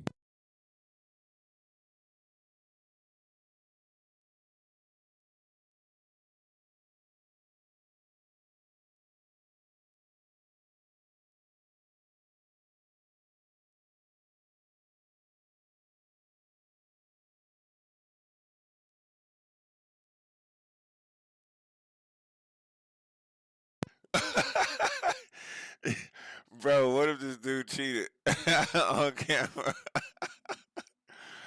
There's no way he did. The score sheet would like reveal this, and like, there's no way Hakeem. There's no way.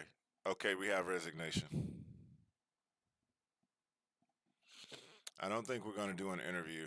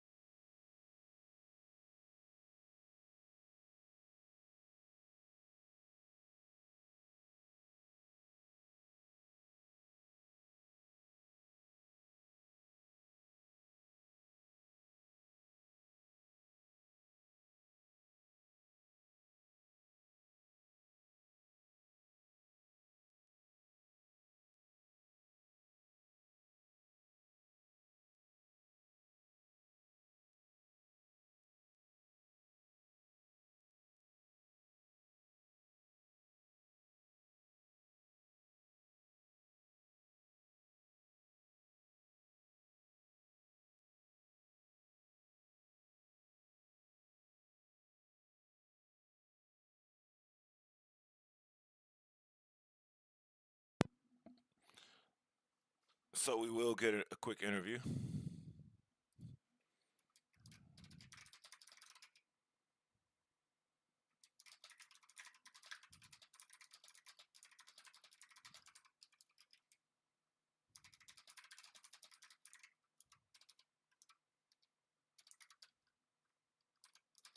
Okay.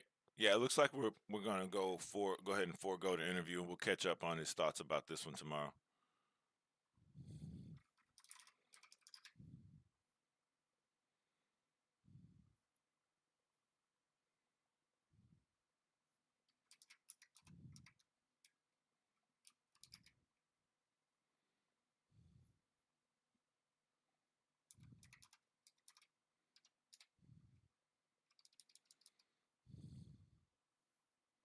Yeah, that's unfortunate, Brooklyn.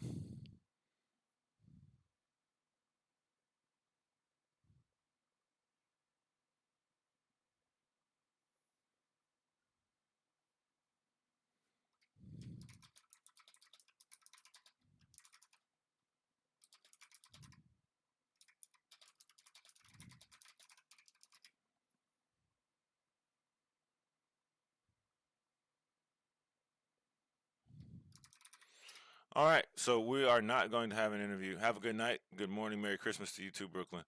Thank you all for who tuned in. Thank you over there on YouTube. Thank you, twitch.tv/Hakeem underscore live. Thank you, twitch.tv /Planet Chess Club. We will get a raid going.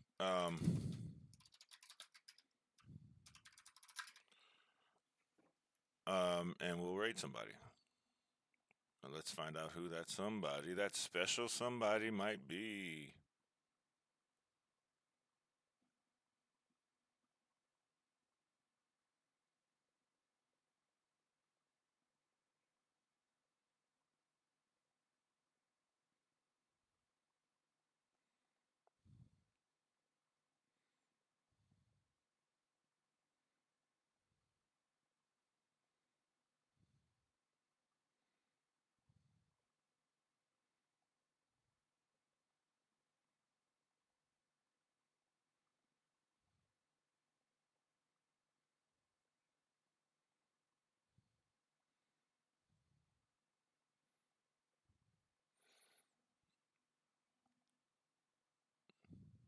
And we're looking for someone to raid.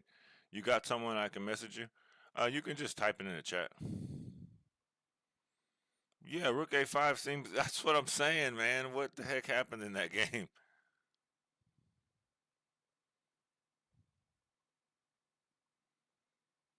Like, really?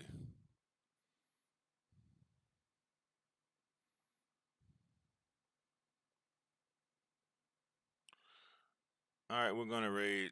It's ZB.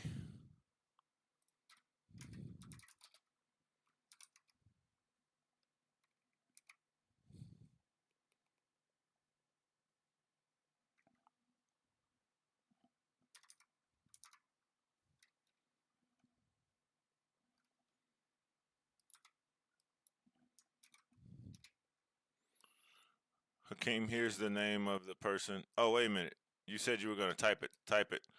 We can do two different raids.